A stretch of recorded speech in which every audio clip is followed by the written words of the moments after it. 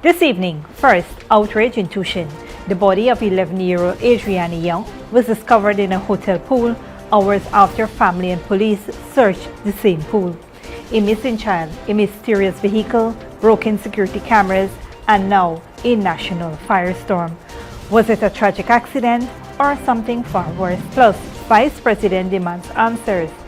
Dr. Bharrat Jagdeo joins President Irfaan Ali in calling for transparency and accountability. He wants the CCTV footage made public, and so does a nation demanding justice. Also, LaCruz Family Tragedy. In another devastating loss, 3 women, including a teenager, are gunned down in their home in what police call a murder-suicide. A survivor fights for his life tonight, and the suspect's criminal past is raising serious questions about domestic violence prevention. And wanted twin found dead. One of Ghana's most wanted men, Kellon Fredericks, is found executed in a shallow bush grave. With his twin brother still on the run, police now have a new mystery: who killed the killer?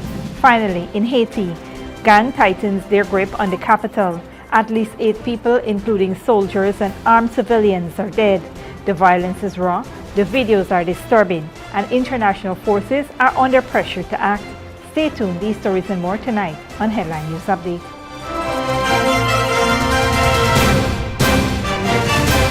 Welcome to this broadcast of Channel 2's Headline News Update for April 24th, 2025. I am Bibi Bacchus. Thank you for joining us. We begin with a heartbreaking and deeply disturbing story that has gripped the nation. The body of 11-year-old Adrianna Younge, who was reported missing just a day earlier, has been found under tragic circumstances, dead in the swimming pool of the Doubleday Hotel in Tuschen, East Bank, Essequibo. It was a scene of chaos and outrage earlier today as angry residents descended on the Doubleday Hotel, setting fire to the building in protest following the shocking discovery of Adrianna's body in the hotel pool, bearing visible marks of violence. The 11-year-old had visited the hotel on Wednesday afternoon to swim with her grandmother and siblings. The family said she was last seen entering the pool around 10 minutes past 1. Minutes later, she had vanished. When I got here, I was told that they are not finding my niece, Adrianna Younge, since I think about after 1 o'clock, before 2, 1:30, between 1:30 to 2. She came out here at the Doubleday Hotel and Bar. They were inside swimming, all right? When the grandmother asked her about food, sent the little sister to ask if she wanted food. The little sister couldn't find her. Her clothes is wet. No footwear. All right? The grandmother came out, went across the road there to ask the neighbors if they have cameras and if they can check. But there was nobody at that time to read the cameras. So she asked the grandmother to wait until 5. When they get to see the camera is showing when the family came in. The camera shows when the grandmother came over to inquire. The camera is not showing that she left, but Ryan is claiming that she left. So we want to know what happened. Because according to him, their cameras, Doubleday Hotel Enterprise camera is not working. So how do you know she left? And why are you insisting that we move from here? The family, growing frantic, searched the hotel and grounds. The grandmother of the child said persons also checked the pool. There were no signs of her, so they alerted the police. I know who is the man, but the son, people point out to say, look, he's there. And he come and push your hand in the carpet, and he said, yeah, I'll check the pool. As soon as he said, check the pool, I had enough siblings, everybody jumped in the pool. However, a critical failure soon emerged. Allegedly, the security cameras at the hotel were not functional. Despite checking nearby footage from surrounding properties, Adrianna's mother said she was not seen leaving the compound. They're claiming that some ram picked her up. First was a black, now we're hearing that. Who is claiming? The CID. That's what they're claiming, right? But we went over the road to our neighbor because this building don't have no camera to check. And we didn't see her coming out. We saw when they reached her, but we didn't see her coming out. We didn't see anything, right? That she entered a vehicle or a vehicle picked her up. In any case, the commander, whoever he be, he said that They got footage that she entered the vehicle and they know paraphrase wherever the person is living. But I should go home. I can go home. Last evening, the Ghana Police Force issued a report stating that the incident was being treated as an abduction. The report said the command center in Regional Division 3 was contacted and viewed footage showed that Adriana entered a red and black Ram motor car bearing registration numbers PSS 4684, which drove off in an eastern direction headed towards Reading Hope. The car was later traced to West Bank Demerara, but the driver, identified only as Orlando, has since vanished. Family members and supporters stayed outside the hotel all night, believing that the child was still in the building, and they saw no evidence of the child leaving the hotel. At this time, police secured the building and no one was allowed entry. Her father spoke out to the media. You have to just go inside this place and vanish. But everybody know, God tell you I know. These people in this place know about me children. They tell you, these people in this place know about me daughter. Everybody walking up here, all the staff, the boss, everybody know about me daughter. Then I like to ask the media for. And this here, I don't really appreciate this here. You understand? Because I set up in here too much young people and too much poor people coming here and get abused. Not a couple weeks ago, they find a little bit drunk inside here. I might drunk in the pool. Nobody know he's drunk. Only family know, only baby know he's drunk. Why didn't a camera give a show up? No, me that thing going on, sir. I want me that today. I want me that today. Stand up here whole night in the rain. If you don't know, I sleep here tonight. I sleep here last night. I have a bed. I ain't drink tea. I ain't eaten nothing but my belly full because I want me that. Yeah, I'm telling you. That's all I know. I'm not leaving here long me that. It was close to 10 hours after the girl was found missing that the family members were allowed back inside the compound where they found Adriana's body floating in the same pool that had been previously searched. The community erupted, believing the child had never left the hotel and that a massive cover-up was underway. Shortly after the girl's body was mysteriously found in the hotel pool, the tearful father said he knew his daughter was in the compound. He had that gut fatherly instinct. I tell the media, my daughter's in there. And the media was listening to me this morning when I tell them. You see for yourself for my daughter by the time. You see why talking like there's a lie. And the police are coming to chase me from here last night. And the police are, you know what's left and the police are put me through.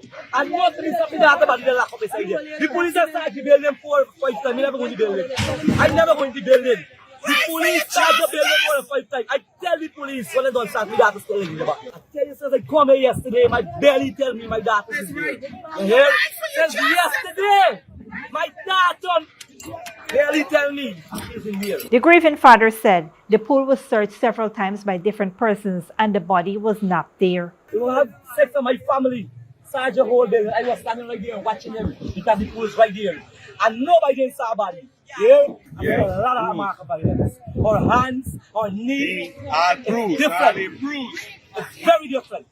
An independent international pathologist, Dr. Shubhar Paul, is set to arrive in Guyana at 5:30 p.m. today to conduct a post-mortem examination on 11-year-old Adrianna Younge, who was found dead in the pool of the Doubleday Hotel in Tuschen. President Irfaan Ali has pledged full transparency and ordered a special investigation team to probe the case thoroughly. The government's decision to involve an external expert aims to ensure public trust amid national outrage and calls for justice following the police's previous disinformation on the matter. Dr. Paul, arriving from Barbados, has extensive forensic experience, including assisting in the 2023 Mahdia School dormitory fire investigation. This is not the first time the Doubleday Hotel has been in the spotlight. In 2012, 20-year-old Siddiq Juman was found dead in the same pool under suspicious circumstances. Though foul play was suspected, charges against 2 individuals were later dropped and the case went cold. Now, more than a decade later, another young life has been lost in an eerily similar fashion. Tonight, a family is shattered, a community is demanding justice, and an entire nation is asking, how could this happen again? As investigations continue, Adriana's name joins a tragic list of unanswered questions and unresolved grief. We'll continue to follow this story closely and bring you updates as they come in. For now, our thoughts and prayers are with Adrianna Younge's family in this unimaginable, painful time. As investigators work to uncover what happened to 11-year-old Adrianna Younge, heartbreak has now turned to outrage. Scores of enraged protesters, including relatives of the deceased and residents from several West Coast Demerara communities, allegedly set fire to a building in Virgin Eugene owned by the Bowler family, proprietors of the Doubleday Hotel. The unrest erupted after Adriana's body was discovered floating in the hotel's pool this morning around 10 a.m., a day after she was reportedly missing. The discovery sparked chaos in Tuschen, where angry residents torched the hotel, looted its content, and damaged vehicles on the premises. On Wednesday, Adriana had gone to the Doubleday Hotel with her grandmother and other family members around 1 p.m. She was later reported missing, prompting a search that initially turned up nothing. Family members claimed the pool was searched thoroughly on Wednesday and maintained the child's body was not there at the time. They believe her body was placed in the pool after her death to stage the scene. As flames engulfed the building in Virgin Eugene, the Guyana Fire Service rushed to battle the blaze and prevent nearby homes from catching fire. Investigations into Adriana's death and the related acts of arson and looting are ongoing. As the outrage continues over the tragic death of Adrianna Younge, calls for justice are growing louder. Now, government officials are demanding an answer from the police. Vice President Dr. Bharrat Jagdeo today called for full transparency and accountability from the Ghana Police Force following the death of 11-year-old Adrianna Younge, whose body was found in the swimming pool of the Doubleday Hotel in Tuschen one day after she was reported missing. Describing it as an extremely sad day for the nation, Jagdeo extended his condolences to Adriana's family and insisted that both the relatives and the public deserve clear answers. We lost a young teenage girl, Adrianna Younge. And first of all, I wish to express my deepest condolences on behalf of the party to the family. I saw a video of the father speaking and how distraught he was. And the family deserves answers, and the people of this country deserve answers. Dr. Jagdeo raised concerns about inconsistencies in the timeline and called on the police to release the CCTV footage they claim shows Adriana entering a red and black car before her disappearance. We find too many inconsistencies based on what we have heard so far with this story that has been weaved. So we expect a thorough investigation into the matter. The president has already announced that there'd be a complete, detailed, and thorough investigation into the circumstances through which this young Guyanese, this young teenager, lost her life. The vice president said he was shocked at how the events unfolded after listening to the father of the child. I listened to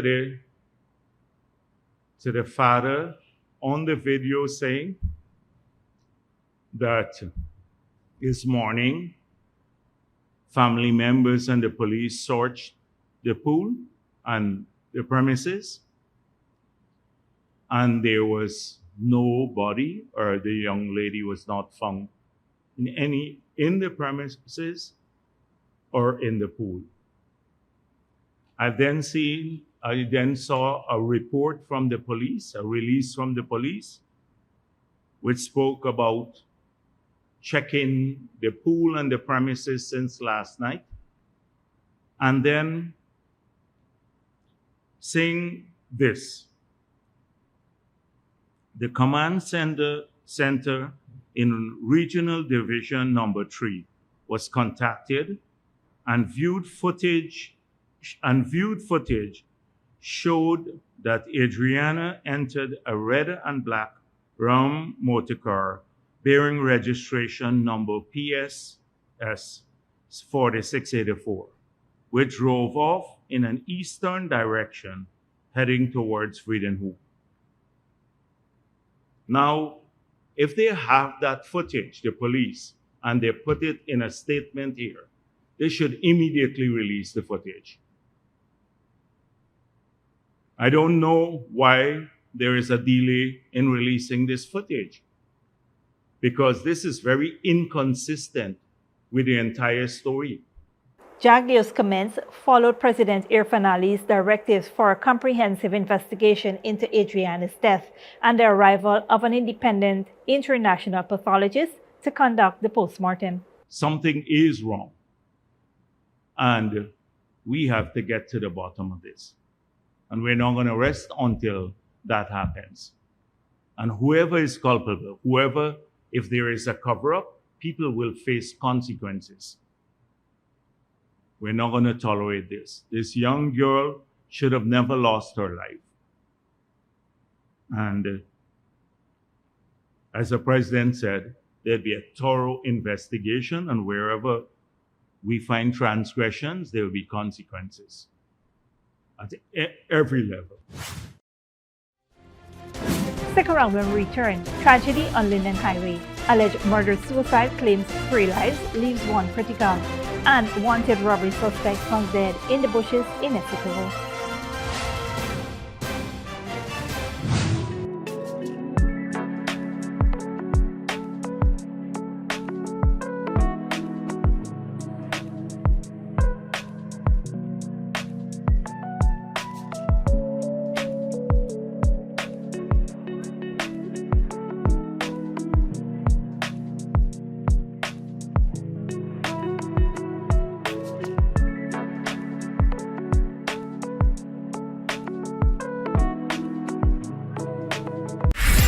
Mother's Day, Digicel is stirring up the love and cooling things down. Imagine surprising mom with a brand new fully stocked fridge. Digicel is making it a reality. You can win 1 of 4 fully stocked fridges worth over $500,000. Just top up with $1,000 or more for a chance to win weekly. It's that easy. Top up today. The more you top up, the more chances you have to win. Happy Mother's Day from Digicel. Better connected.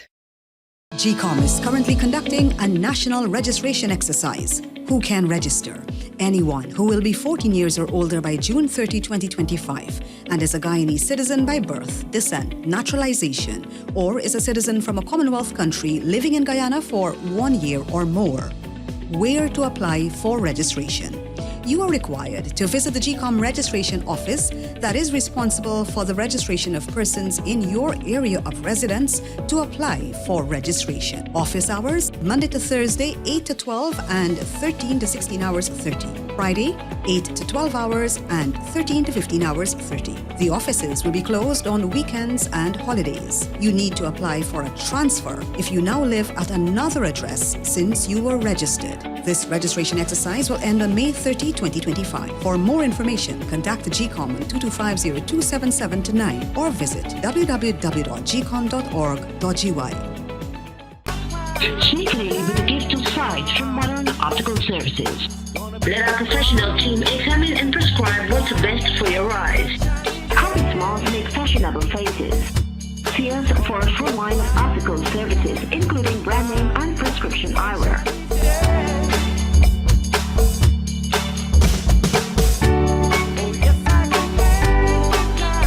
Modern Optical Services, 316 Mill Street, Georgetown. Telephone 226-1082. Good girl forget things. What's the problem, Granny? I want money for borrow for those surgery. I was dancing and I fall and fracture my hip. If you need some quick money, you should check Lender's Jewelry and Pawn Shop. Lender's Jewelry and Pawn Shop, lot 238 South Road, Border, Georgetown. Get jewelry made to order in just 72 hours. We also accept vehicles. Lender's, best rates, longest payback period. Boys, I get through. Plus, I could dance again. Lender's Jewelry and Pawn Shop. Welcome back. A quiet evening on Ideal Road turned tragic Wednesday night when a suspected murder, suicide, and attempted murder rocked the LaCruz family, leaving 3 women dead and a young man critically wounded. Police in Regional Division 4B have identified the deceased as 26-year-old Malene LaCruz, her mother 50-year-old Waveney LaCruz, and her 16-year-old sister Suan LaCruz. Malene's brother 23-year-old Sion LaCruz sustained gunshot wounds to the shoulder and jaw and remains in critical condition at the Georgetown Public Hospital Corporation. The alleged perpetrator, 30-year-old Parmanan Ramdial, Malene's reputed husband and father of 2 of her 3 children, was found dead at the scene from an apparent self-inflicted gunshot wound. The authorities found a 9mm Beretta pistol and a small bottle emitting an unpleasant odor next to his body. According to the police and eyewitness reports, the family had returned home after an outing when Ramdial arrived on his motorcycle. A heated argument with Malene allegedly escalated into gunfire. A nearby resident said she heard multiple gunshots and fled with the children. Investigators recovered 7 spent shells, 2 warheads, and 4 metal fragments. The bodies of the victims were taken to the Memorial Gardens Funeral Home pending post-mortem examinations. Police confirmed Ramdial had previously been charged in January for wounding and threatening Malene LaCruz after she spoke out on social media about her abuse. He was out on bail and the case was adjourned earlier in the same day of the killings. The scene remains cordoned off as investigations continue into this horrific case of domestic violence turned deadly. If you or anyone you know is a victim of domestic violence, call the Ministry of Social Services 914 hotline now. In other news, police have launched an investigation into the death of 23-year-old Kellon Fredericks, one of the twin brothers recently wanted for a string of armed robberies and murders across regions 2 and 7. Fredericks' bullet-riddled body was discovered Wednesday in a clump of bushes at Underneaming Sandpit, Essequibo Coast. Police reported that he was found lying face down with gunshot wounds to the head and upper back. Blood was seen around his face, and he was identified by a distinctive scorpion tattoo on his chest. The scene also revealed signs of recent occupation, including a mattress, snack wrappers, Panadol tablets, clothing, and live rounds of ammunition. A black ski mask, gray cap stained with suspected blood, and gray rubber slippers were found near the body. Fredericks was pronounced dead on arrival at the Saudi hospital by medical officers. His body is currently awaiting a post-mortem examination. Police had reissued a wanted bulletin for Kellon and his twin brother Kevin Fredericks on April 11, 2025, linking them to a series of violent crimes between December 2023 and January 2024 in Arimu, Sandhill, Uku, Aranca, and Sandpit. Kellon was also wanted for the murders of Zahir Sharif and Donovan Washington, who were fatally shot during a robbery at Aruma Back Dam, Region 7, in March of 2024. Investigations into the circumstances surrounding his death are ongoing. Don't go away after the break. Mexico bans U.S. immigration advert citing discrimination, and India downgrades ties with Pakistan after deadly Kashmir attack.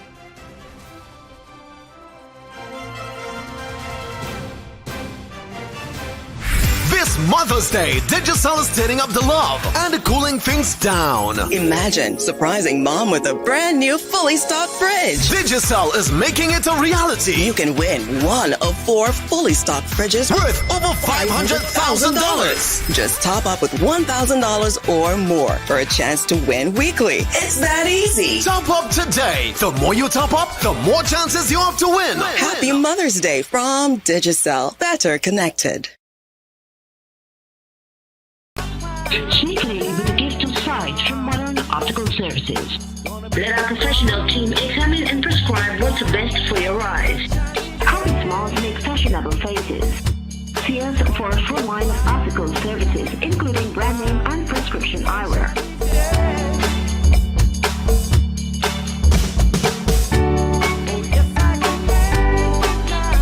Modern Optical Services. 316 Mill Street, Georgetown. Telephone 226-1082. Good girl forget things. What's the problem, Granny? I want money for Bharrat for doing surgery. I was dancing and I fall and fractured my hip. If you need some quick money, you should check Lender's Jewelry and Pawn Shop. Lender's Jewelry and Pawn Shop, lot 238 South Road Border, Georgetown. Get jewelry made to order in just 72 hours. We also accept vehicles. Lenders, best rates, longest payback period. Boys, I get through. Plus, I could dance again. Lender's Jewelry and Pawn Shop.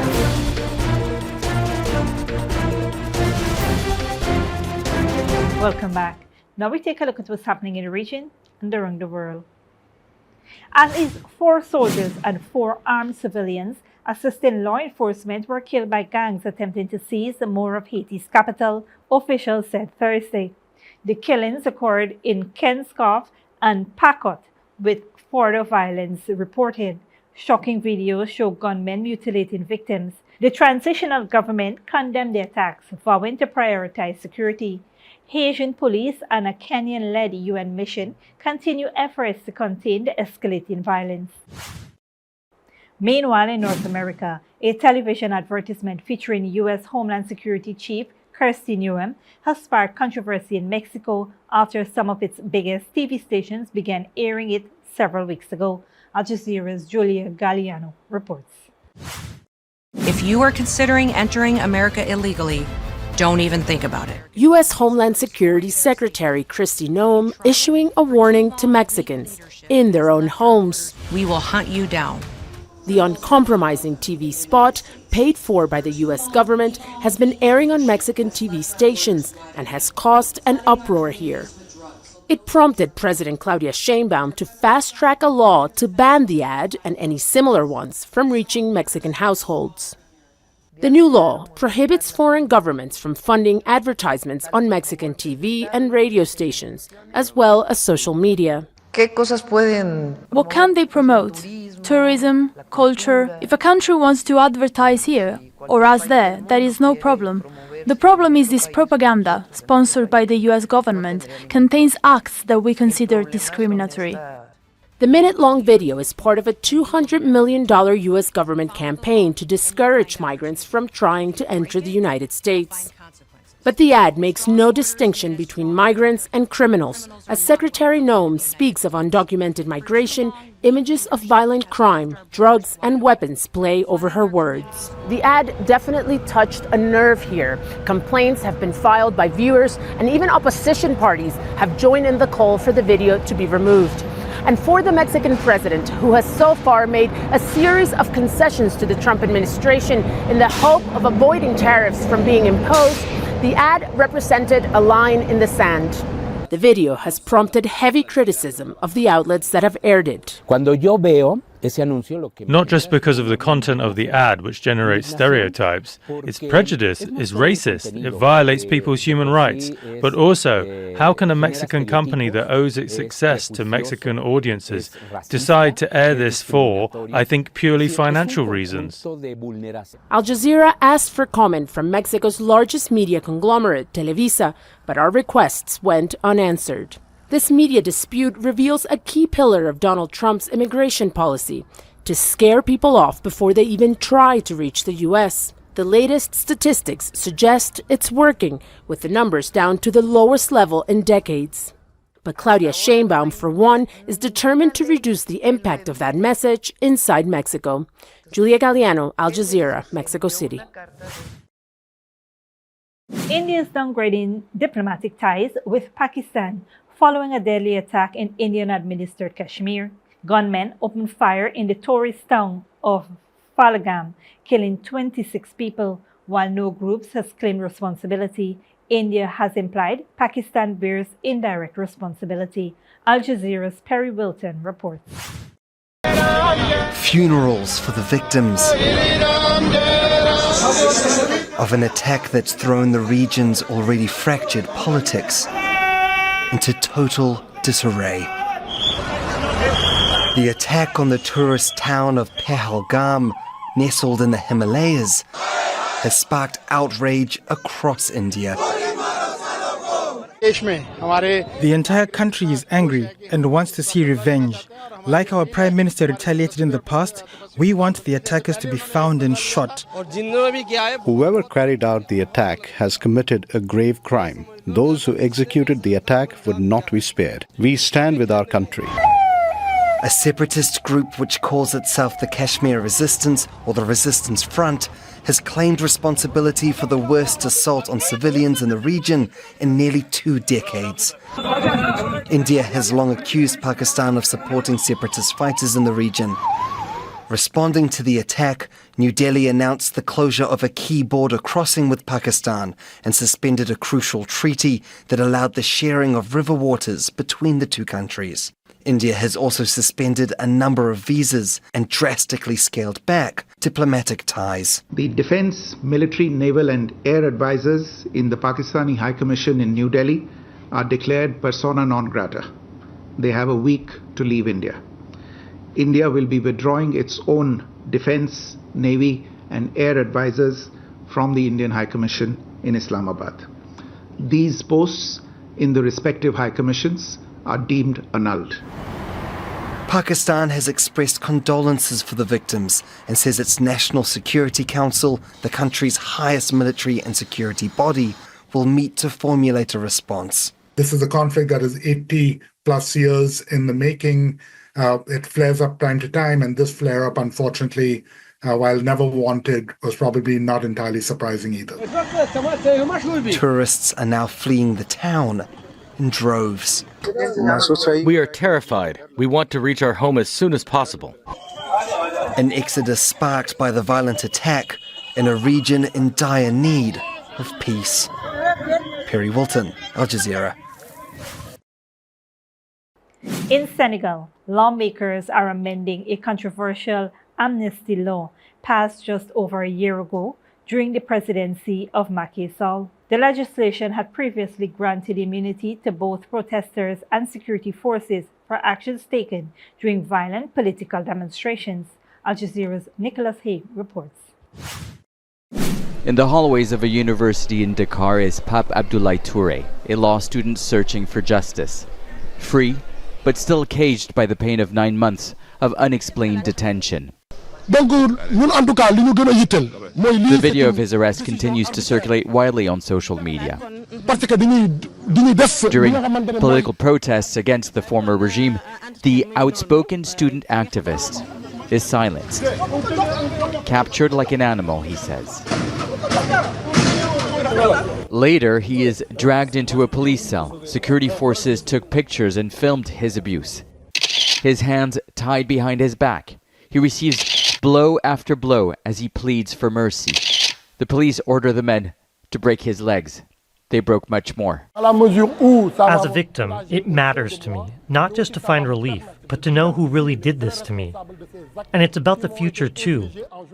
At least 65 people were killed, most from bullet wounds, and thousands detained in violence in the run-up to last year's elections. To end the unrest, former President Macky Sall signed an amnesty law, shielding security forces and officials from prosecution, but setting Touré and thousands held without charge free. This included opposition leaders Ousmane Sonko and Bassirou Diomaye Faye. That opened the door for their 2024 presidential campaign. Sonko and Faye won on a promise to restore justice and end impunity. Now in office, they're amending the law to exclude murder, killings, torture, and forced disappearance from amnesty. Rogue officers and their chain of command could face trial, including those tied to Touré's case, but not those accused of looting shops and businesses.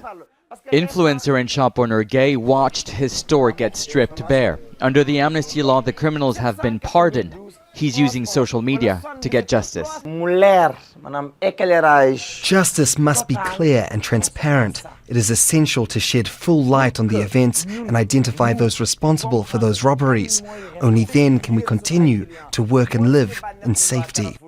The opposition wants the amnesty law scrapped altogether, saying that everyone must answer the law, no matter the crime.